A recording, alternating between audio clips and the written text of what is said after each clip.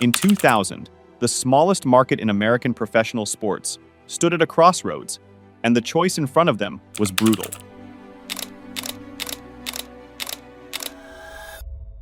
Build somewhere bigger, somewhere richer, or pour hundreds of millions into a 60-year-old relic and pray it worked. Brown County 0.5% sales tax used for Lambeau Field renovations will be done. Green Bay bet on the relic. And here's the number that tells you how that bet paid off. A stadium that opened for less than $1 million in 1957 now anchors a franchise pulling in $719 million in a single year. Hold on to that figure. By the time we're done, it's going to make a lot more sense. Because this is the story of how a Spartan little bowl on the frozen tundra became the most unique venue in the entire NFL without ever losing its soul. Let me give you the context, because you can't understand the gamble without the history. It started in 1957, when Green Bay voters approved a $960,000 bond to build what they called New City Stadium. It opened that September with Vice President Richard Nixon at the dedication, 32,000 fans watching the Packers beat the Bears. And it was revolutionary, the first modern stadium built specifically for an NFL team, a sunken bowl carved into the natural slope of the land, so the sightlines were perfect and the costs stayed sane. Then Vince Lombardi showed up in 1959, and demand exploded. The bowl just kept growing, past 38,000, past 42,000, past 50,000 by 1965, the same year they renamed it Lambeau Field, after founder Curly Lambeau died. By 1970, they'd enclosed both end zones into one continuous oval.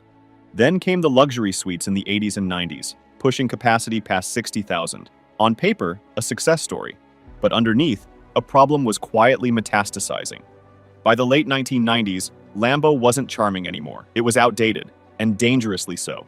Narrow concourses, not nearly enough restrooms, almost no hospitality. And while every other NFL city was throwing up gleaming new palaces full of premium revenue, Green Bay was stuck in a museum. Now think about who the Packers are, the only publicly owned, community-owned team in the league, no billionaire owner to write a check. Their home venue is their lifeline. And that lifeline was choking. They'd sold out every single game since 1960, with a season ticket waiting list tens of thousands deep, and they still couldn't generate the kind of money the modern NFL demanded.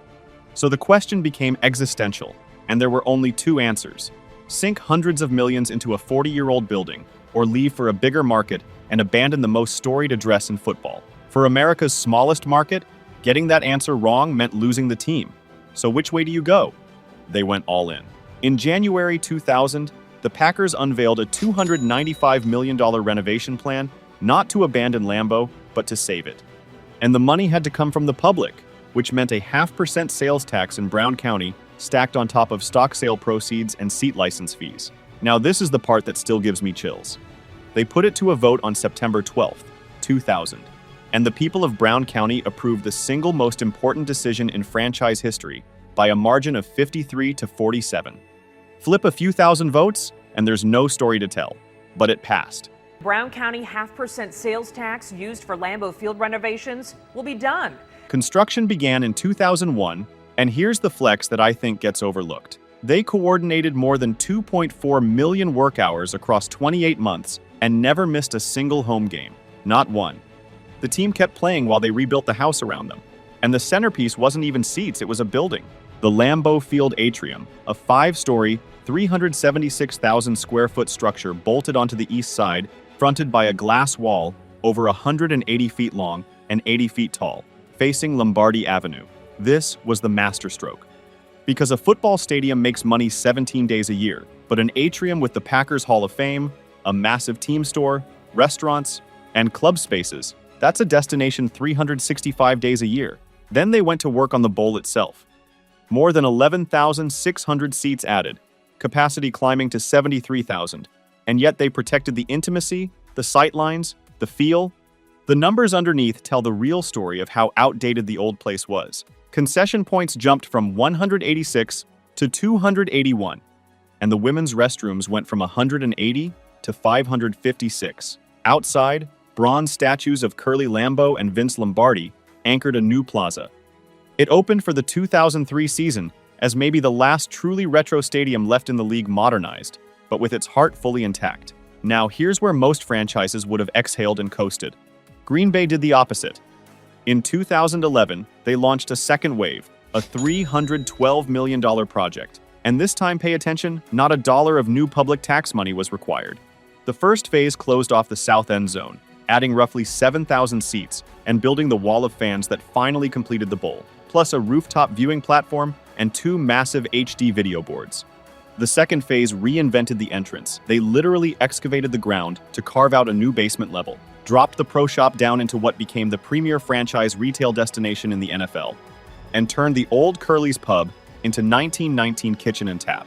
They built an indoor training field underneath, and then they didn't even stay inside the stadium walls.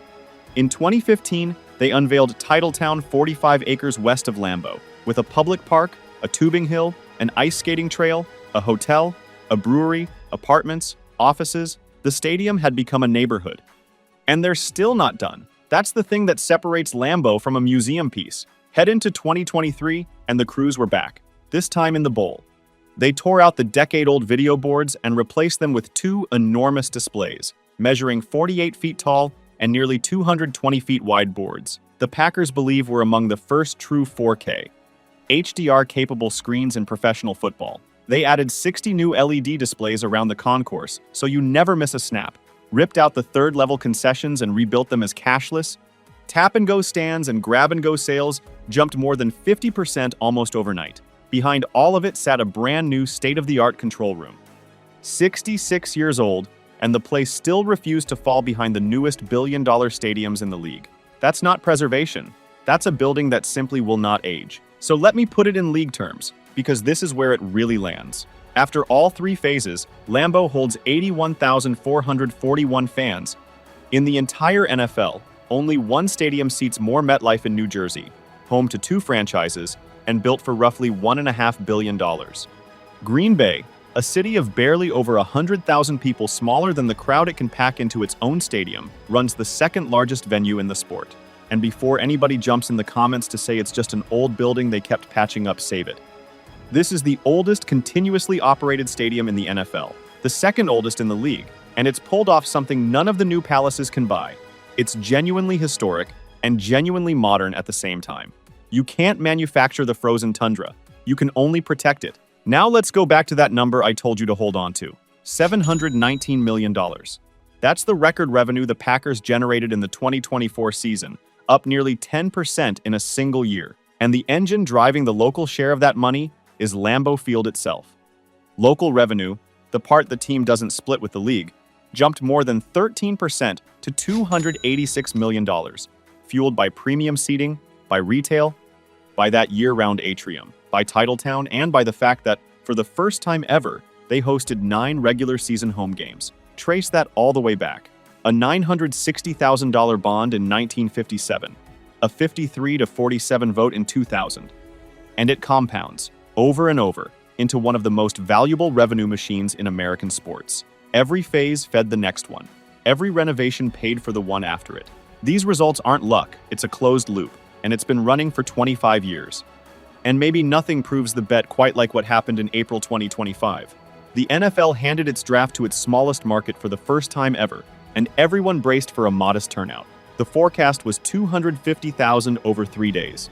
The actual number across the 3 days came in at 600,000, more than double the projection, with over 200,000 pouring in on opening night alone, nearly twice the entire population of Green Bay, standing in the shadow of that stadium. That's what this whole thing was really about. It was never just about luxury suites or video boards. It's about a community that decided its identity was worth preserving, and then proved the whole world would travel to see it. Lambeau isn't just a stadium anymore. It's the argument that the smallest market in the sport can play by its own rules and win. So here's my question for you. Can another small market team ever pull this off? Or is Green Bay simply one of one? Drop your prediction in the comments. And if this story did its job, do me a favor, like it, subscribe, and hit that bell so the next deep dive lands right in your feed.